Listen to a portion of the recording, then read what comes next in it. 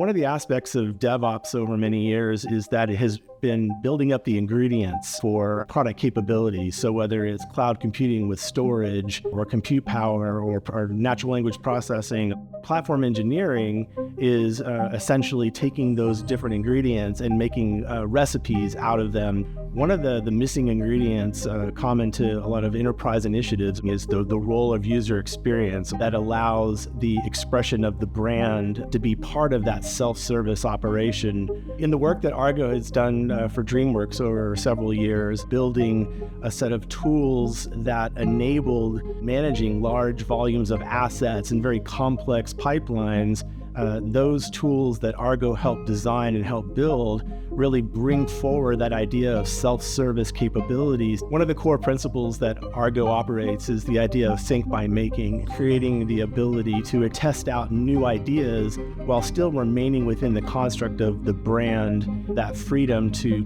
play and experiment and try things out allows autonomy to build new types of experiences while maintaining brand and product consistency across a portfolio.